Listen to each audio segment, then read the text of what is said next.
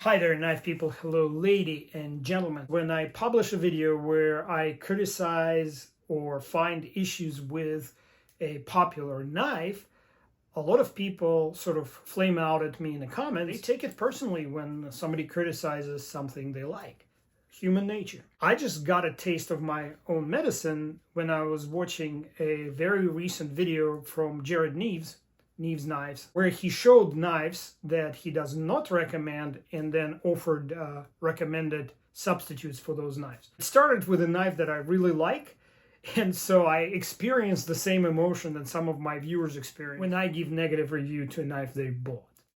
Starting it off is the Hogue Mysto. This one might come to surprise for you guys because I actually thought I liked it when I first got it, but the detent is so unbelievably light.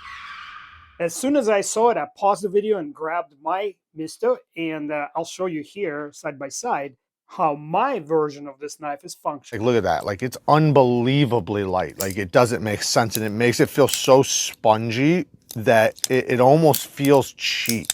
It is titanium and MagnaCut, and you know, I expect more from Hogue, to be honest. This is my model. Maybe the other ones aren't like that, but from the as you can see, I cannot replicate the failure that Jared is showing, and I'm trying, but I can't. Don't buy this one. Well, based on my experience with my Mysto, I disagree, because the crossbar lock on it functions exactly as intended, as well or better as any Benchmade out there. Let's grab a few knives from my knife reference library. What kind of detents do they have? Any access lock knife should do this.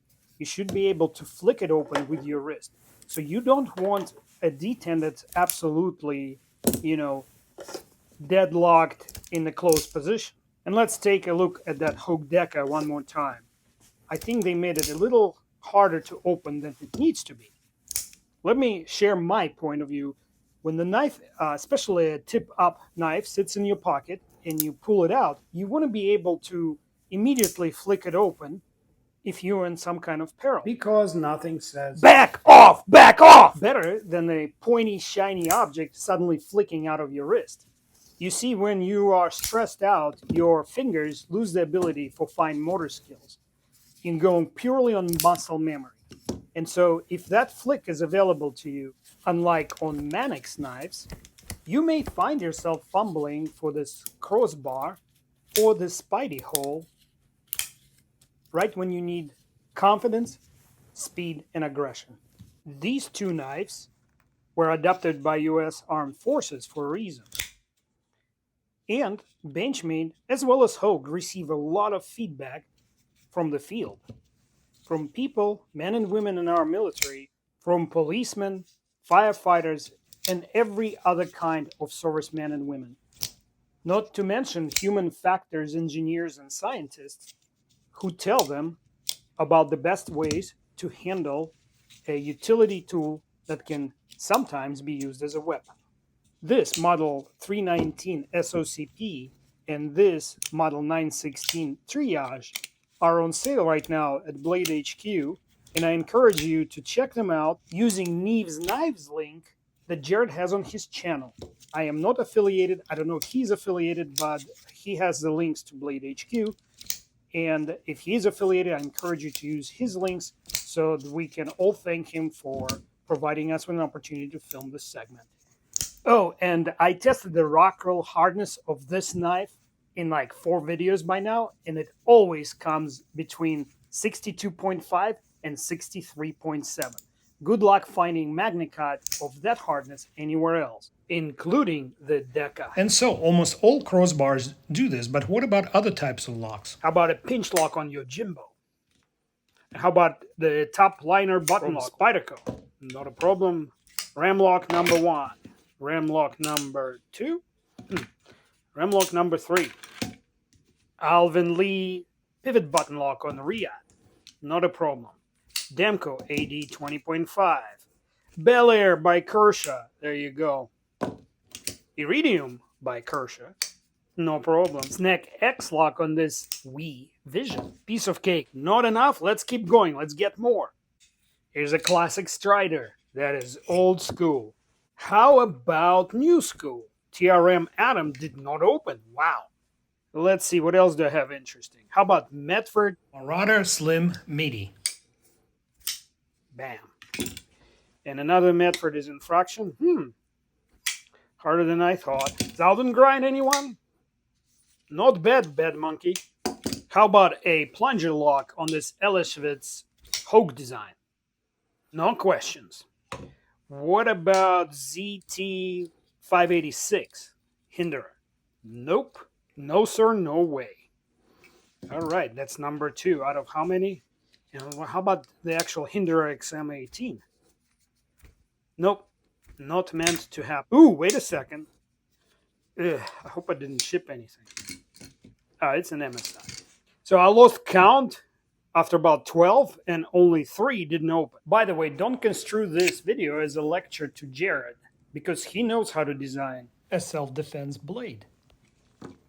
In fact, if I was hard-pressed to recommend a type of knife, when you have even an inkling or using it in self-defense, that would be probably one of my go-to. Neves Knives, TKL collaboration. And you're ready to go. You will never deploy anything faster than this. There are other much less expensive knives on the market. This is all over Amazon, Outdoor Edge, and as a blade steel and all that, it's not the greatest knife out there. Very inexpensive though. So you can carry it in any position on the belt thanks to this pivot. And I have been, has that little latch that secures it nicely. And by the way, Jared's sheath is perfect. This is 2. It secures it, but if you need to pull it out in a hurry, it doesn't prevent you from doing it. You just put a little more effort, right? Or you can go softly like this. And this is the reverse tanto, and here's the clip point. It's cheap steel. Another option for those who don't mind to spend a little extra money on the premium materials, this is DCA's Pocket Tango, but I had to make a sheath because I found his pocket sheath, the one designed for pocket carry. I didn't find it particularly suitable for any kind of rapid deployment because it slides out of the pocket. So I had to make my cell phone sized discreet carry sheath, and I have a video about that, obviously. As far as folding knives go, Hogue is a great option because, like I said, pull it out, ready to go. Bam. You'll never be faster with that than with a fixed blade. And one option in between that will be faster than any folder but slower than a fixed blade is this knife equipped with Emerson Wave. And that is a Southern Grind Bad Monkey. So those are my recommendations. I don't provide affiliated links. All of these are available through Blade HQ. And TKL Knives, I believe, still has it, but check with him. If they don't, they will probably release the next generation. Love the handle here. Yeah. I think that's it.